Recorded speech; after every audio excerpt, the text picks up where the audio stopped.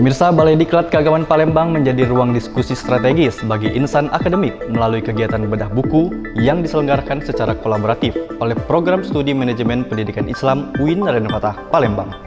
Sebagai bagian dari penguatan reformasi birokrasi, Balai Diklat Keagamaan Palembang menggelar kegiatan knowledge sharing bersama Balai Diklat Keagamaan Denpasar secara daring.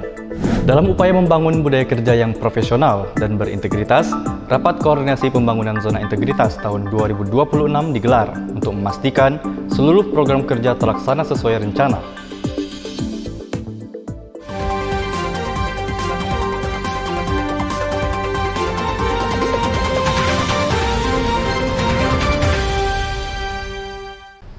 Halo Sobat Cinta LTV, kembali lagi di Kabar LTV Sepekan yang akan membahas berita aktual seputar pendidikan, pelatihan, dan keagamaan. Bersama saya Angga Aprian yang akan menemani Anda selama beberapa menit ke depan.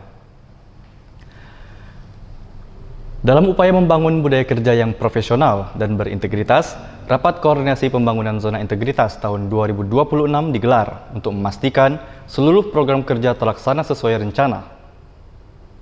Balai Diklat Keagamaan Palembang menggelar Rapat Koordinasi Pembangunan Zona Integritas tahun 2026 pada Rabu 17 Juni. Rapat koordinasi dilaksanakan sebagai tindak lanjut dari pertemuan sebelumnya sekaligus upaya memperkuat komitmen dan kesiapan seluruh tim dalam mewujudkan zona integritas di lingkungan BDK Palembang. Dalam kegiatan tersebut, masing-masing penanggung jawab area memaparkan progres pelaksanaan program, capaian yang telah diraih serta status pemenuhan, eviden dan dokumen pendukung yang diperlukan. Peserta Irjen yang namanya integritas itu selama kita jadi PNS, selama ada lembaga, selama itu pula yang namanya zona integritas itu harus diwujudkan. Tahun ini, tahun depan, tahun kapanpun, di masa kapanpun yang namanya pembangunan zona integrasi itu pasti kita temui. Selain menyampaikan perkembangan kegiatan, para penanggung jawab area juga melaporkan berbagai kendala yang dihadapi serta langkah tindak lanjut yang akan dilakukan guna mempercepat pemenuhan target pada masing-masing area pembangunan zona integritas. Pemirsa, Balai Diklat Keagamaan Palembang menjadi ruang diskusi strategis bagi insan akademik melalui kegiatan bedah buku yang diselenggarakan secara kolaboratif oleh Program Studi Manajemen Pendidikan Islam UIN Raden Fatah Palembang.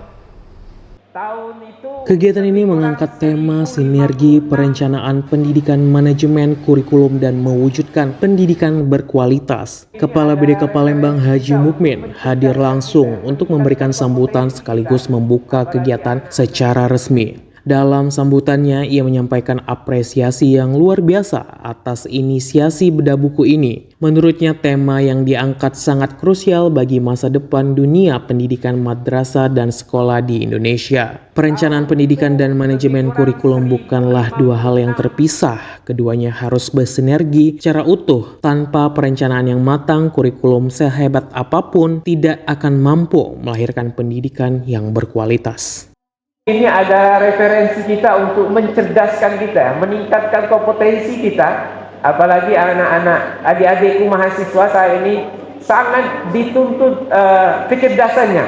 Mulai dari kecerdasan intelektual, kecerdasan emosional, sampai kecerdasan spiritual. Sebagai bagian dari penguatan reformasi birokrasi, Balai Diklat Keagamaan Palembang menggelar kegiatan knowledge sharing bersama Balai Diklat Keagamaan Denpasar secara daring. Dalam rangka memperkuat pembangunan zona integritas, Balai Diklat Keagamaan Palembang melaksanakan kegiatan knowledge sharing bersama BDK Denpasar. Dalam sambutannya, Kepala BDK Palembang Haji Mukmin menyampaikan apresiasi kepada Kepala BDK Denpasar, Saprillah, beserta seluruh tim yang telah berkenan berbagi pengalaman dan praktik baik dalam pembangunan zona integritas.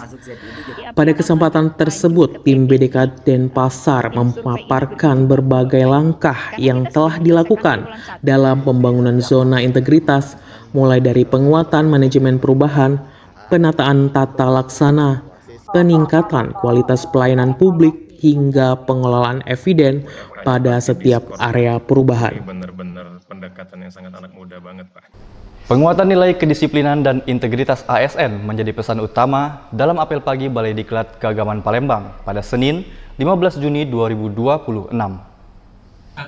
Kepala BDK Palembang Haji Mukmin tampil sebagai pembina apel. Dalam amanatnya, beliau meneruskan pesan dari Dr. Haji Khairunas, Inspektur Jenderal Kementerian Agama Republik Indonesia, yang disampaikan pada 9 Juni 2026 di Man3 Palembang. Pesan itu mengingatkan kembali isi sumpah jabatan ASN, khususnya kewajiban menaati perundang-undangan sebagaimana diatur dalam Undang-Undang Nomor 20 Tahun 2023. Beliau menekankan bahwa disiplin adalah pondasi utama dalam menjaga marwah lembaga. Integritas hanya dapat ditegakkan bila setiap ASN menjadikan sumpah itu sebagai pedoman hidup, menjaga kehormatan jabatan dan mengutamakan kepentingan bangsa di atas kepentingan pribadi.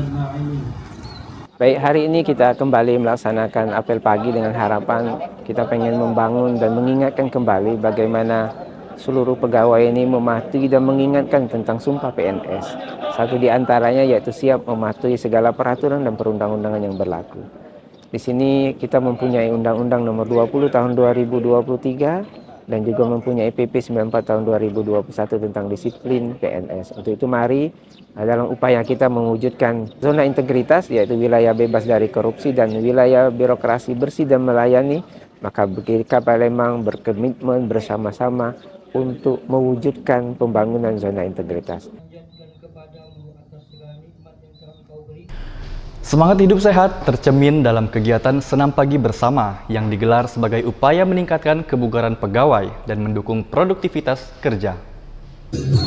Pegawai Balai Diklat Keagamaan Palembang mengikuti kegiatan Senam Pagi Bersama yang dilaksanakan di halaman kantor BDK Palembang. Kegiatan ini merupakan agenda rutin yang bertujuan untuk menjaga kesehatan dan kebugaran pegawai, sekaligus mendukung terciptanya lingkungan kerja yang sehat dan produktif. Pelaksanaan Senam Pagi ini menjadi salah satu upaya untuk membiasakan pola hidup sehat di lingkungan kerja. Selain memberikan manfaat bagi kesehatan fisik, kegiatan ini juga menjadi sarana untuk memperkuat kebersamaan dan meningkatkan koordinasi antar pegawai.